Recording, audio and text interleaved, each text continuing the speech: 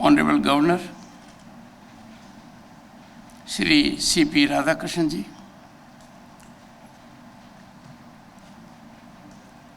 Shri Ashok P. Hinduja ji, Chairman, the Hinduja Foundation. Ashok ji, what you reflected, express your sentiments. There can be many caveats. I am not as good as you indicated. You have set a very high benchmark for me. We have two very distinguished members of Parliament. Praful Patel has been in Parliament since 1991, Lok Sabha and Rajya Sabha. A former Union Minister, one of the senior most politicians of the country, has been instrumental with Football Association and is very good at scoring political goals. And another caveat that can come for me, Milind Devda. His father, Murli Devda ji, handheld me. A lovable politician for the entire nation, particularly for Mumbai.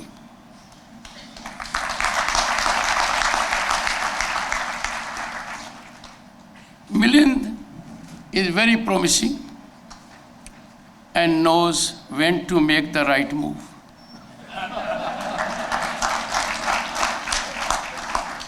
I'm talking about those who can give caveats. We have amongst us Honorable Minister Mangal Prabhat Lodha. He is suave, polite, persuasive, and for a man like me, if a person is gifted with three qualities, there is everything to worry, because you can't anticipate. So there can be a legitimate caveat. And on top of it, if I'm staggering a little while, it's on account of presence of my son-in-law, Kartikeya Vajpayee. But the good relief is that Kartikeya is in the sound company of Soman Satya, and therefore will not be in that mode at the moment. But Ashok ji, you rightly focused on something which is very fundamental and a contemporaneous need, and something which is part of our civilizational ethos and essence. We must remain well grounded and rooted to Sanatan. And Sanatan has to be part of our culture, our education. Because Sanatan stands for inclusivity. Sanatan offers solutions to the most intractable problems the global challenges indicate. I therefore appreciate it, and the endorsement by the Honorable Governor immediately is vindication of your stand. Srimati Harsha Hinduja ji, well, I have got formidable challenge from my wife, but I take some solace. Ashok ji is facing equally strong challenge.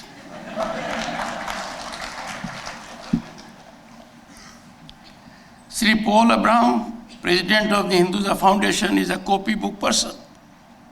He doesn't deviate from what is requirement for the college. While traversing journey of the college, he unfolded future programs. Srimati Chandrakala Joshi, Principal, Hinduja College. When I looked at the faculty, the very distinguished faculty, I found she has to be little fair to my gender. There were more women in the faculty than men.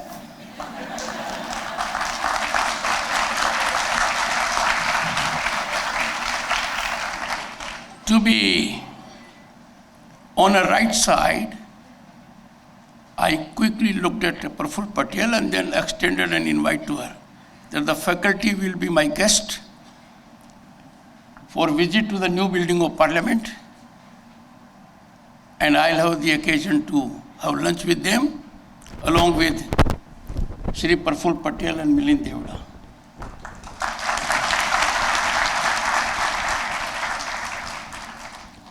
Bombay is a place which gave to the country a principle of quid pro quo. And I so recall because I happened to be a politician who went to Parliament in 1989 and was a minister in 1990. But a small explanation. This is not quid pro quo. Distinguished members of the faculty, I must recognize the presence of some whom I know. But everyone present here is a distinguished person. I convey my respects. Shri Neeraj Bajaj, Shri Amarlal Hinduja ji, Dr. Rajesh Joshi, and Shri Rupani. I have had some connect with them in one form or the other.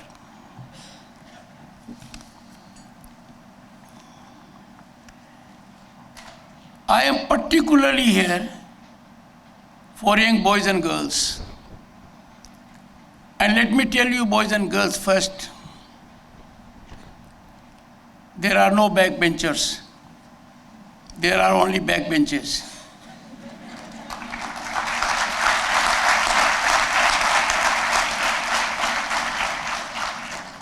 And let me tell you at the outset, all my life I happened to be a gold medalist. And that was never a good idea. I suffered traumatic obsession. What will happen if I don't come to number one? It was too late in the life I learned heavens have never fallen so far. Why fear them? It is good to be in the first top 10. So never have tension, never have stress. India today is envy of the world for the reason that it has your dividend of the youth. This demographic dividend is your possession, your repository. And undoubtedly, you are the most important stakeholders in democracy and governance. And therefore, I am happy to announce here that the Indian Council of World Affairs, of which I happen to be the president, will have an MOU,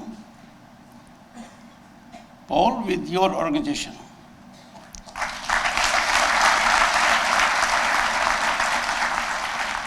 MOU will fructify in next 2 months, and I'll tell you the reason for the delay.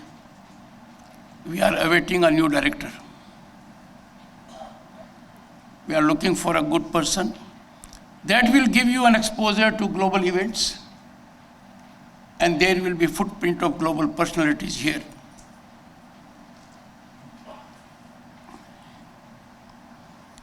Around the time Ashok Hinduja celebrates his 75th birthday, am I right? Yes, sir. So does the institution.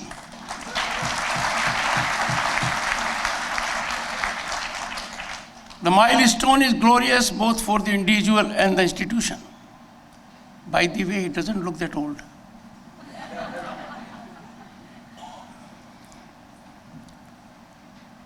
But this is an occasion also of stock taking, reflection, and planning for way forward. Planning in our times is very challenging because we have challenged times on account of onslaught of disruptive technologies, a kind of industrial revolution.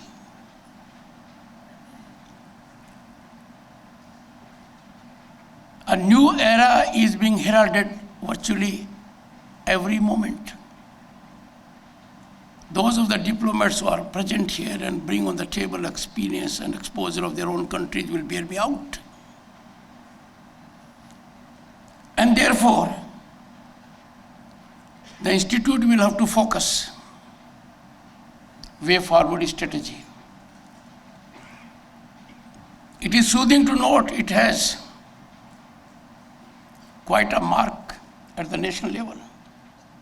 It will be a deemed university, but time for it to set the tone to become a global institute of excellence. It was indicated a while ago. Learning. I keep on telling boys and girls, शिक्षांत कभी नहीं होती है, दीक्षांत होता है. Learning never stops. Even after you leave the institute, you have to learn every day. And this principle was first put in public domain in pre-Socrates era by a great philosopher, Heraclitus. And Heraclitus, reflecting on change, said, the only constant in life is the change. He buttressed it by an illustration.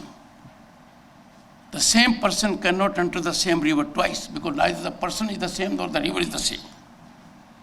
So boys and girls, keep on learning. And what your computer tells you, keep on self-learning also, because you are your best teacher. Take this institute for instance. It was seeded by Shri Hinduja ji. It was a Sindhi teaching school to begin with. And look at that sapling, the shape it has taken now. It is fructifying aspirations of 6,000 students, which means a small beginning yields great results. When in 1969 on 20th July, incidentally 20th July happens to be birthday of my wife. Another coincidence, it was on that day in 2019, President of India signed my warrant appointing me Governor, State of West Bengal. But let me invite attention to what Neil Armstrong said. He said, small step for me, big leap for mankind. What was done to begin with will turn out undoubtedly, according to me, one of the best institutions in the world.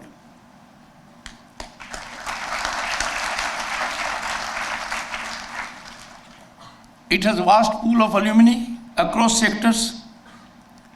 Now this has enormous potential. This potential can reflect in several ways. Time to harness it. An initiative can emanate from here, blessed by Hinduja Foundation, for emergence of a confederation of alumni associations. We have alumni associations, but I am referring to confederation.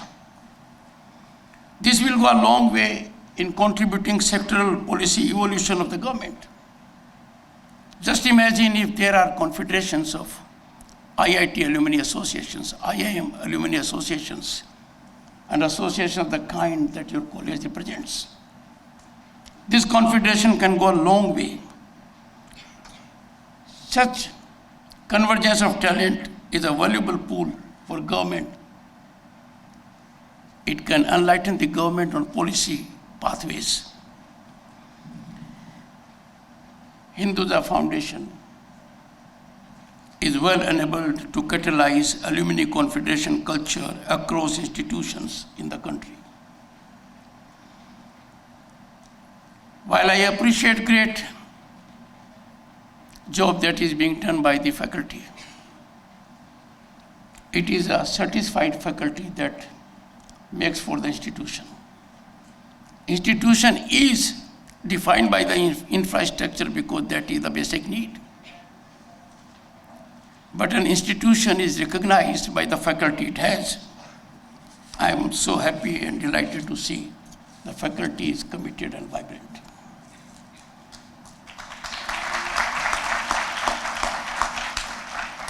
But then institutions blossom beyond faculty and infrastructure. It is therein that I express a deep sense of gratitude to Hinduja Foundation and members of the family for sustaining this institution through continuous philanthropy. Ladies and gentlemen, Hinduja Group has been at the center of India's growth story. The Hinduja group is multinational, multi-sector conglomerate with pronounced social and cultural footprints. Group's deep interest in education, philanthropy, and sublime commitment to Bharatiya culture are commendable. It was a pleasant revelation to me when I was laying foundation stone of a building in Bharatiya Vidya Bhavan in New Delhi. I gathered that the Hinduja group helped establish the first overseas branch of Vidya Bhavan in New York. A great step. The leaders of the group have realized the need to bridge East and West divide. And why it is essential? Because there has to be portrayal of the Orient in authentic way. Because there are challenges emanating from the West. And from that perspective, the group is working in that direction. One instance I can share with the distinguished audience. Establishment of Dharam Hinduja Indic Research Center at Columbia University is a very desirable move. We look forward, Ashokji, for more such steps in this direction. Friends, I need to reflect on some concerning aspects for larger good. Sharing a concern is always good because then we can address the problem. Philanthropic endeavors should not be driven by philosophy of commodification and commercialization.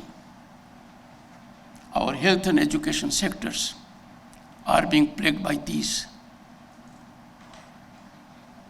The group in this context offers emulative instance by confining philanthropy much away from commerce. The group is wedded to the concept of giving back to the society. I urge everyone so involved to nurture this culture. Many in the audience will bear me out that endowments of some of the universities in the US is in billions of dollars. What is there in this country that we do not have this culture? In the West, anyone walking out of an institute stands committed to make some fiscal contribution. Quantum is never important. I would urge our corporates to think in that direction. Friends, according to me, education is the most impactful transformative mechanism because it brings about equality. It cuts into inequities. It affords level playing field. It creates genius by discovering the genius through the path of education. Our framers of the Constitution were very wise men. They put education in the concurrent list. Those of you who are not lawyers, by concurrent list means it is a joint concern of the state and the union. I would appeal from this platform, a platform where I have witnessed that by way of philanthropy, it is giving back to the society. It is concurrent responsibility between the government and the private sector. Those in industry, trade, business, and commerce must come forward and take initiatives. I appeal the country's private sector to rise to this occasion and accord highest priority to education. My friend Praful Patel is doing it in his own way. I await an invitation to his contribution in this sector.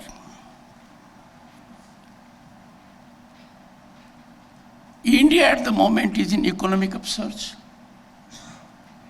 We have phenomenal infrastructural growth, deep digitization, technological penetration. Because people of this country have tested in last decade fruits of development. People-centric policies have been highly rewarding. This has converted the nation as the most aspirational nation in the world at the moment. And therefore, education gets primacy. Quality education is a gift. And we in the country must work towards educational excellence. We have seen, and you noticed, by way of startups, unicorns and otherwise, our industries are evolving. Corporate leaders should view investment in education not a charity. Beyond philanthropy, it is investment in our present, investment in our future, and to put it straightway, it is investment for development of their industry, business and trade. And therefore, all efforts must be taken that these investments take quantum leap. Look at our country. If our GDP at one point of time was 1/3 of the world or more, it was premised on what count? We had glorified institutions, Odantpuri, Takshila, Vikramshila, Sompura, Nalanda, Vallabhi. The world frowned. Scholars came from every nook and corner of the globe to get knowledge and give knowledge and share knowledge. Thirst of knowledge was satisfied. But then what happened about 1200 years ago? Nalanda, ancient India's intellectual jewel. It housed 10,000 students and 2,000 teachers. 9-storied building. And what happened? 1193, Bakhtiyar Khilji, reckless, destroyer of our culture, our academic institution. The premises were set to fire. For months, fire consumed vast libraries, turning hundreds and thousands of irreplaceable manuscripts on mathematics, medicine, and philosophy to ash. This vandalized devastation wasn't merely architectural, but represented the systematic erosion of centuries of knowledge. And that makes Ashokji, your observation relevant. We must make our people aware about Sanatan values.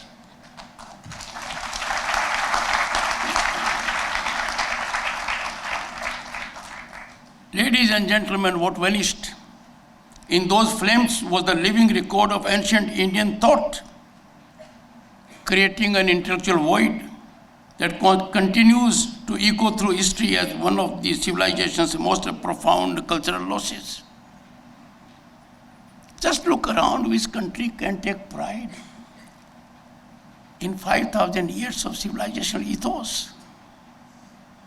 No one comes close to us. And now, fortunately in this century, we have re-arrived at the global stage. We need to reclaim that glory. We are on way. We have to take a holistic view of education in this country. I call upon leaders, parliamentarians, and thought leaders present here. We have to monetize every moment of this century. We cannot afford to fall victim or prey to narratives that emanate from sources that are inimical to the very existence of Bharat. We have to work to revive institutions like Nalanda, our intellectual legacy. And this is essential for realizing goal of Viksit Bharat at 2047. Friends, the entire world knows today India is no longer a nation with potential. Viksit Bharat is not a dream. It is a certain definitive destination. And it may be fast-tracked much before 2047 if we bestow indulgent attention to education. We have a litany of IITs, IIMs across India's academic landscape. But right now, if we look around, many niche areas, our institutional footprint is either fragile, thin, or not at all there. Now, when we are faced with such a situation, it is fundamentally required that we diagnose the issue. A resolution cannot emanate unless we know the ground reality. These are the areas where we can take lead in the world. It is for the first time, I think, in last several decades, that India is in single-digit number of countries that are focusing on quantum computing, green hydrogen, artificial intelligence, and even commercial exploitation of 6G technology. But then we need a skilled manforce. Our young boys and girls are still in the same silo or groove of government jobs. My young friends, boys and girls, if International Monetary Fund accolades Bharat as a favorite destination of investment and opportunity, it is not on account of government jobs. If World Bank hails us that the digitization that has happened in this country, penetration virtually to the last village in 6 years is otherwise not accomplishable in 4 decades. And therefore, please be aware of the opportunity basket that is ever getting enlarged for you. Whether it is blue economy, space economy, whether you are on the sea surface, deep sea, ground, sky or space, opportunities for our youth and corporates are ever enlarging. But then institutions like yours have to be crucibles of change. You have to focus very deeply on research. I must share with you one concern. Research is not for the self. Research is not supposed to be on the shelf. Research is not assimilation of cut and paste. Research is not surface scratching. Research has to correlate to the ground transformative mechanisms. And therefore, everyone involved with research, we must be having stringent standards to assess our research. This country has a great potential. Government is only one facet.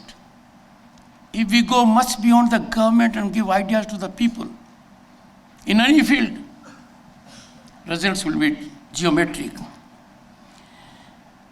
Ashok ji, I am making an appeal to you now. Through you, I am making an appeal to everyone who is possessed of wealth, possessed of wisdom, and keenly devoted to serving the society by giving it back. Please let us have greenfield institutions in niche areas for new and emerging technologies. They must be centers of research. And I can share with you, distinguished audience, and my two very distinguished parliamentarian friends will bear me out, and the Honorable Minister would also know of it. The governmental policies are going a long way in promoting contribution in these areas. Long way. Only a team has to be constituted by leaders in industry, trade, commerce, and business to exploit the fullest potential of these areas. I have for a long time held an idea dear to me. If the corporates come together, our organizations like FICCI, CII, ASSOCHAM, PhD, and various other chambers, if they pool their CSR, we can have every year institutes of excellence springing up in various parts of the country.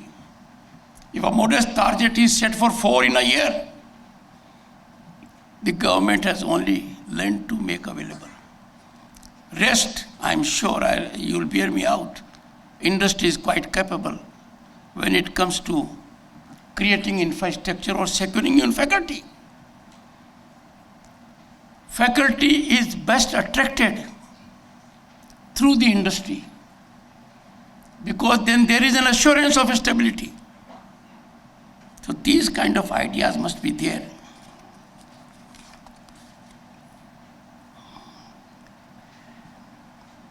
Another issue which we are facing in the country is we have institutes of excellence, but the variation is taking place only on account of faculty. There is no infrastructural variation. Faculty mobility, we must think about it. Presently, the system is such that a systemic change is required. But a foundation of the stature of Hinduja foundation can catalyze a big movement in this area. And therefore, faculty members from one place to another can navigate. There can be a group to look after them. That will go a long way. Technology has to be used in particular to change the rural landscape of school education. That is foundational. And to bring that about, we have to use technology. The country at the moment, distinguished audience, has 400 aspirational blocks. If corporates adopt blocks, then what they will get? In every village you'll find there will be enough land for the school, enough infrastructure. Even teachers are well paid as compared to the private. What is lacking is motivation and greasing. So that engine of education can fire on all cylinders. If corporates converge on this idea to adopt aspirational blocks, and that I can assure you will be a game changer. This will reflect public-private partnership in sublimity and making lives of India much better. I don't know, something is wrong with my staff today. Normally, when I address and my time is over, they put a glass of water here, which means I must conclude. Someone has forgotten. But one reason is that my PS, a brilliant 2011 IS officer from Bihar, who has been district magistrate in 4 or 5 districts, and in the directorate, 3 directorates, is new to the office at the moment. But next time, Alok, you have to make it for sure. Doesn't matter, I take this as limit for last 1 minute.